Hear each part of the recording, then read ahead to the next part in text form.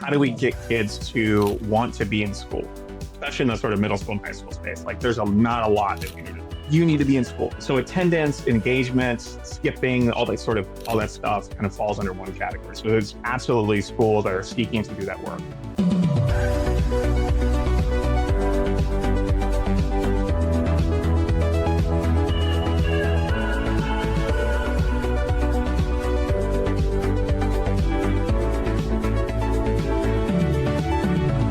What systems in your school actually help students learn from mistakes, and which ones simply move the problem elsewhere?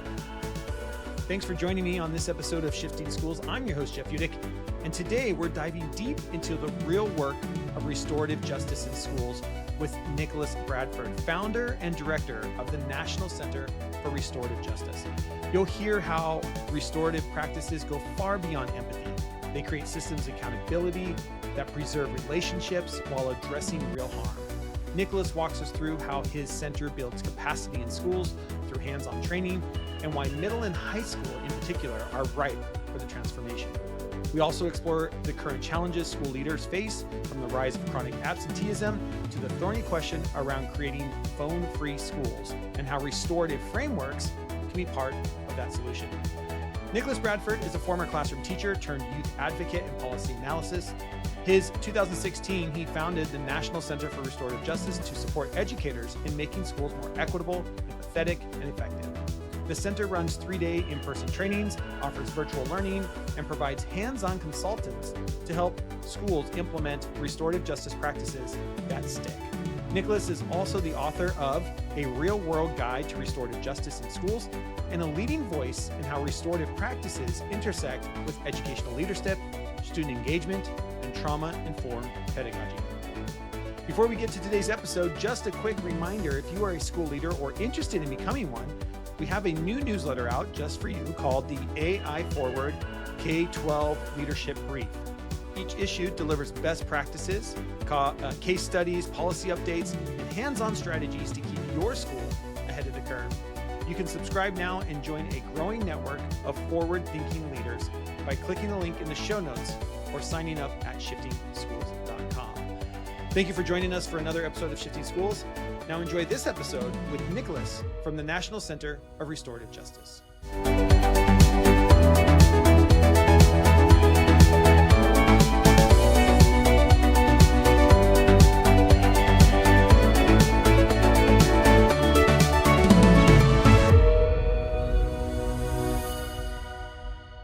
All right, welcome back to another episode of Shifting Schools. So excited today to be here with Nicholas Bradford, who's the founder and director that works for the National Center of Restorative Justice. Nicholas, thank you so much for being on the podcast today. I want to start with a little introduction from you, kind of your background and what made this idea to found and start the National Center for Restorative Justice. Yeah, thanks for having me on. Pleasure to be here. So in 2009, I was a classroom teacher, and I was exposed.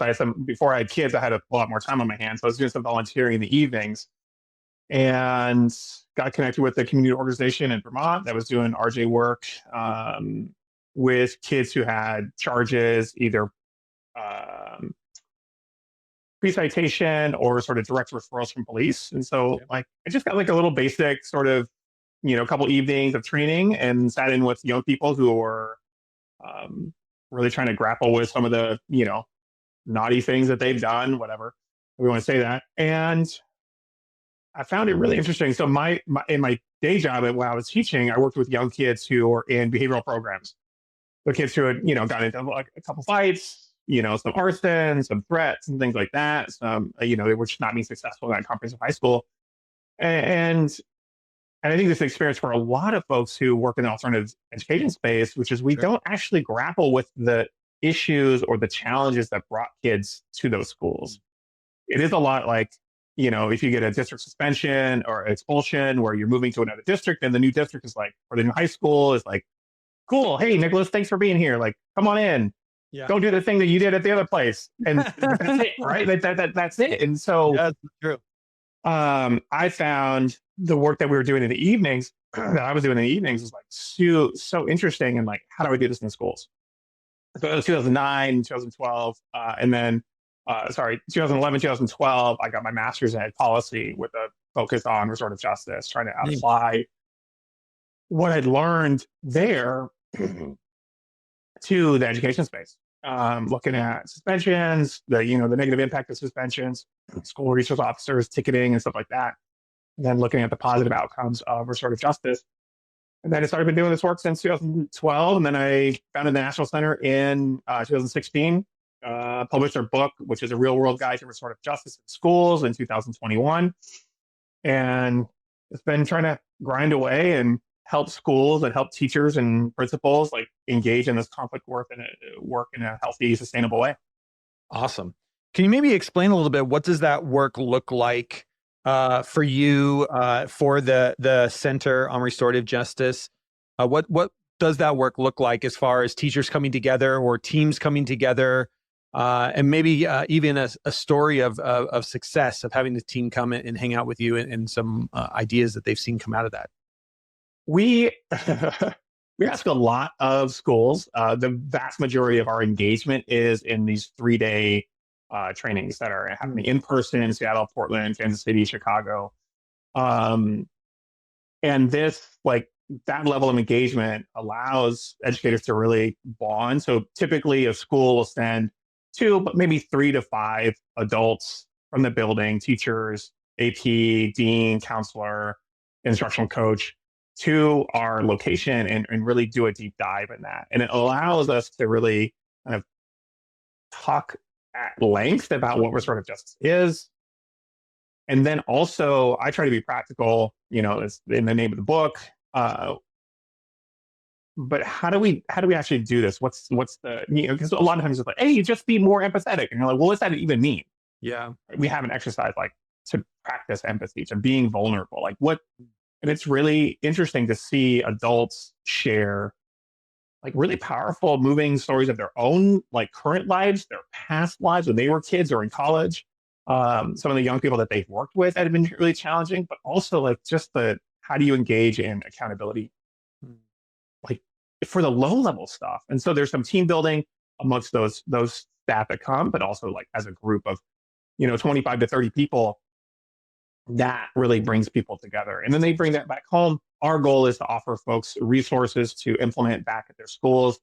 We can't be everywhere all at once. And so we just want to give enough tools to people to be like, here's the 3-day. We have another 2-day if you want to come back for more.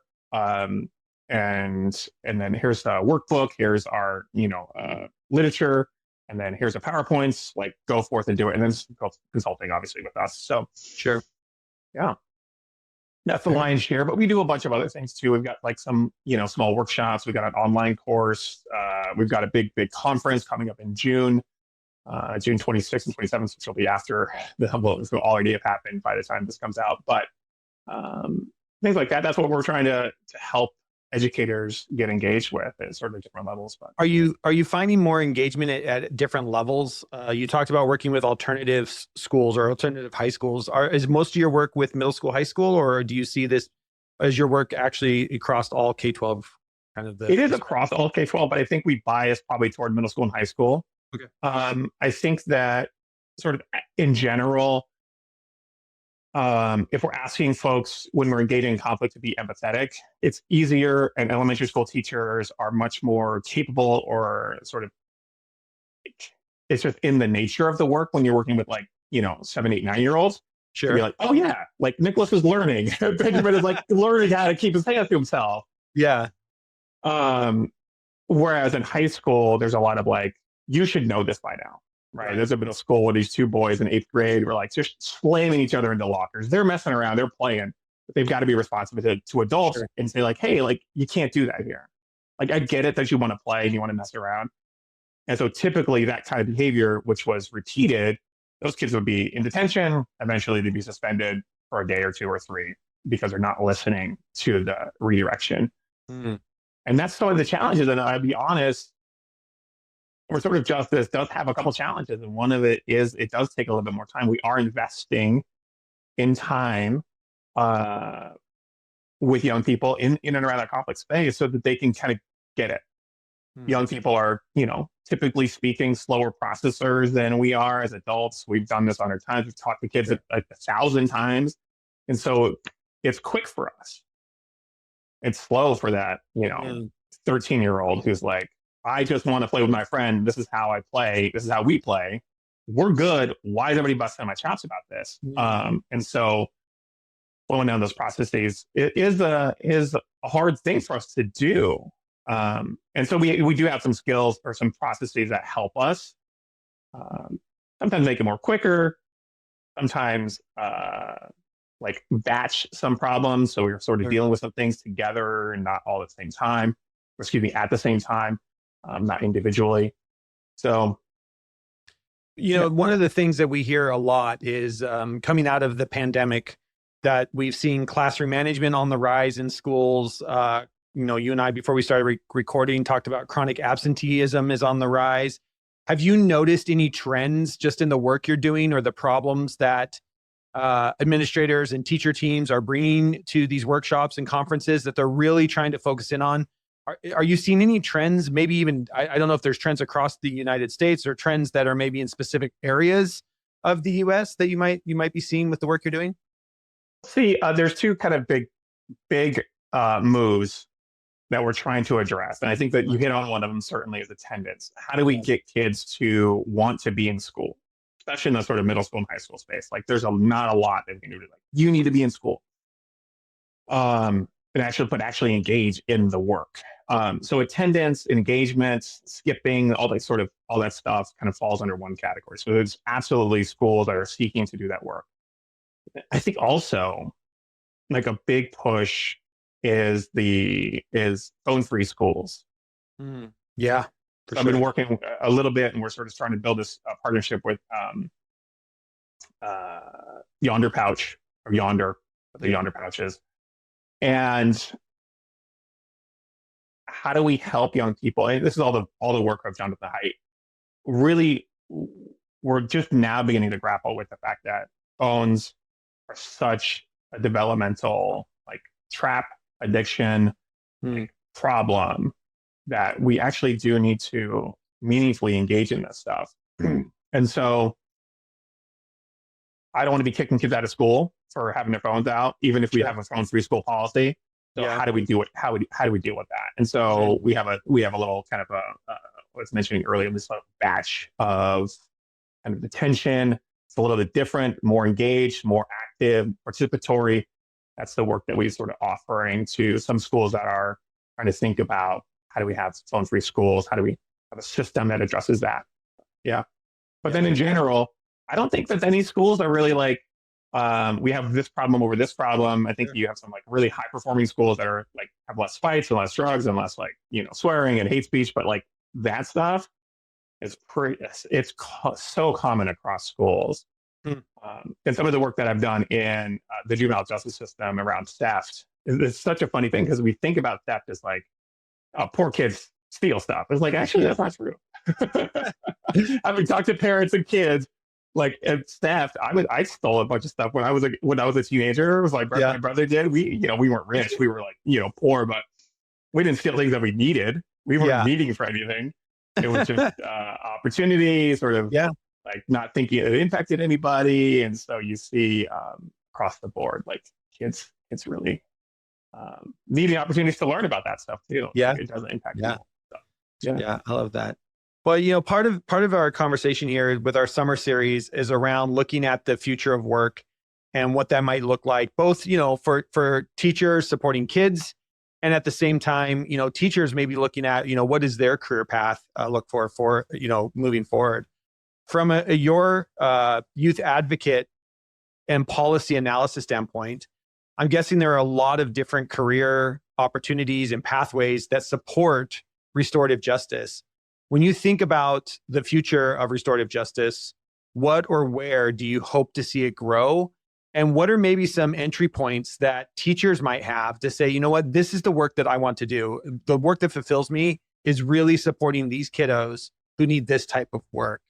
Where do you kind of see this work going in the future?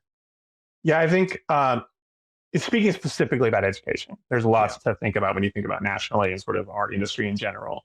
But think about specifically in schools. You mentioned TOSAs earlier when we were having a conversation. One of our colleagues, one of our consultants, was a TOSA, teacher on special assignment, doing RJ work in a school. And she tells a story of like when we first met, like 8 years ago.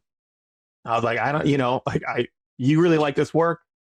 You're great, and you have such a great like sort of vibe with students who are. She was a special ed teacher, doing language arts in high schools, and I was like, I don't know what's going to happen for you. We need to make positions for this, and then it was 2 years later that the position opened up at a middle school, and so she took our 3A course. We did a little consulting with her high school already, and so she had a little bit extra, and she got right into that position and did amazing work with this middle school that she worked with for, I don't know, 5 years. And then she went back into the classroom.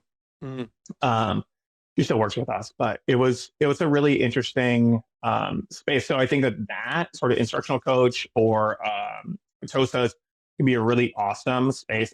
And I'll say this as far as like the level of training that you need. And I don't think people need a master's degree in conflict studies to do this work well. You can really do this work well, especially if you've got good, like if you're slow and deliberative with young people to begin with in the curricular space, then this can be an easy transition. You need some coaching and some reps, I think some at-bats to do this work well, but that's easy to do, easy to find. And then the other piece is for deans, APs, and principals or people who are going to be principals, this work is critical for your success. I work with a lot of deans, a lot of APs that 60 to 90% of their work is discipline. Right. So if we get good at doing this work and to some degree offloading some of this to our TOSAs, some different spaces, even paraeducators who are running an in-school suspension space or something like that, but we've structured it well in a restorative way, then we free up a ton of our time to do the supervision, curriculum instruction, support, the culture building as a school, leadership, whomever, right? Like, we free up that time. And I think that that's a really important piece of this work is we've got to be mindful about how we're using our time. Restorative justice can be a little bit of like a time suck. It can. Like we're talking about running a conference for each kid, and each conference takes 30 to 45 minutes. All right, like that's a lot. And I get it.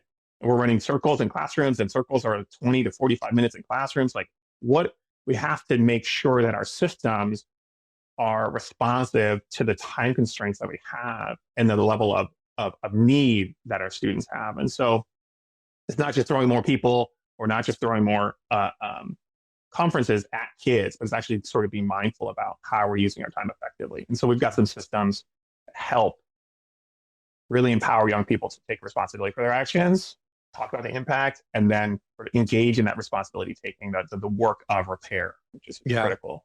It's so fascinating. You're talking, and I'm thinking, when I got my principal's certification back in 2000, golly, what would that have been? 2005, 2006.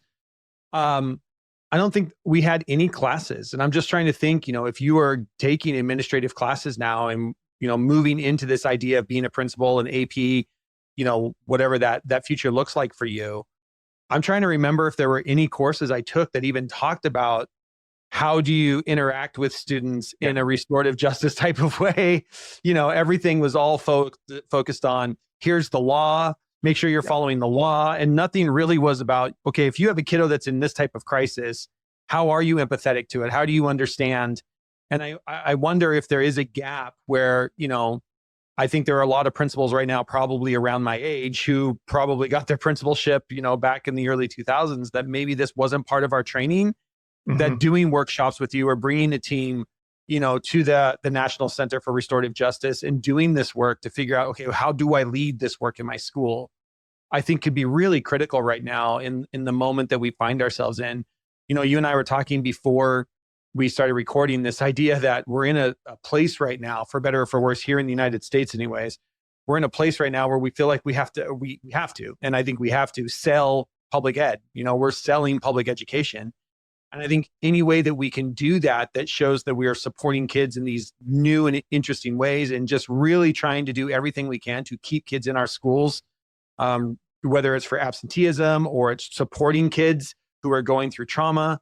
I just think there's so much work here that has to be done. And I just wonder, what is the leadership level of those leading our schools and understanding some of these new techniques around restorative justice with students who might be struggling in our big box public school system. Yeah. I think about one of the ideas that when we talk about restorative justice, we think about this definition, which is it's a relational approach to conflict.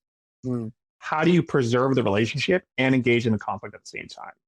A lot of us who are compassionate leaders are just like, oh man, like you hear the trauma, you hear the story that kids tell you, and you're like, oh my gosh, like how am I going to suspend this kid for 3 days because of all this stuff that he's done? Right. And like there was hate speech, and there was like a pushing of a teacher, and there was like a swearing and turning over of death. Like those are things too. So we have to do both of these things. This is where the rub comes for restorative justice, which is how do we do both of these? How do we preserve relationship and actually build relationships while engaging in a conflict at the same time? That's the work, because the policy is like engage in the conflict, do the thing, suspend the kid, detention, whatever it is, right? And versus sort of the other thing, which is like be permissive, allow space for vulnerability, allow like the empathy, which is really important. But if we don't do that, we build this culture of enabling. We build this culture where teachers don't feel safe, other kids don't feel safe. And you hear from young people all the time when there's like violence or fighting in schools, I just don't feel safe here. I don't want to come to school here. Yeah, 100%. Right? So we go back to that root cause of like, why aren't kids showing up? Right? Yeah, let's sort that out. Yeah. I love that. I'm over on the National Center for Restorative Justice website. That's nationalcenterforrestorativejustice.com. And I'm looking at your upcoming trainings. You have one here in Seattle, kind of middle of August 11th, 12th, 13th. One in Chicago, the first PDX, which is Portland a couple times. You have a restorative schools conference. Can you talk a little bit about what people might find at that conference? Yeah, June 26th and 27th, the Restorative Schools Conference. This is a big deal for us. This is going to be our first conference. Big for us is, 100, 150 people. Sure. We've got Marg Thornsberg from Australia coming. She's like old school, like deep roots in sort of multiple books. But she recently, in partnership with Joe Brummer, who's out in Connecticut, wrote 2 books about a trauma-informed restorative educator. How to build trauma-informed schools, trauma-informed restorative justice schools. Sure. And so they're going to come to Portland and kind of co-deliver some of their content about trauma and schools and restorative justice. And we're going to have some Q&A and to do some like pushing and hopefully like really challenge some ideas to really like help us grapple with them. And then we have a bunch of our consultants and our people that work with us have deep roots in restorative justice and in schools. So we'll be doing some sessions that folks will have options to like kind of engage with throughout the day. And it's just 2 days here in Portland. And we're really excited to be partnering with McMinimans, which is this really cool, it's a Kennedy school. Cool. The Kennedy school down there in Portland. So it's actually an old elementary school. So we'll be in the gymnasium. We've got these classrooms with old like chalkboards on the walls. So it feels very like school, but also very cool. Yeah. I'm excited. Yeah. If you haven't been to a McMinimans, it's almost worth going just to be to one of them. They do such a great job with their spaces. And they restore a lot of old schools or hospitals, or they take old spaces and make them into beautiful conference centers and hotel rooms. So that's great. That's great that's where you're having it. That'll be great for people. I love it when we hold conferences in places that I feel like respect teachers. You know what I mean? Like, a lot of times teachers end up in dingy old conference centers, and I'm just like, no, if you want to show respect to a teacher, we've got to have amazing conference centers where we take them to. And definitely McMinimans, I would say, fits that bill. So National Center for Restorative Justice.com. There are upcoming trainings in person. There's some virtual sessions as well that I'm looking at on the website here that probably you have those running throughout the school year, I'm going to guess, and people can sign up for those as they're needed. Such great work that you are doing. I really appreciate it. If people want to learn more, other than going to the website, which we'll have linked to in the show notes, if people want to learn more, where else should they go? Follow you on social or reach out? Yeah, social is the best option. LinkedIn is actually sort of the main place we hang out, but you can find us on Facebook as well.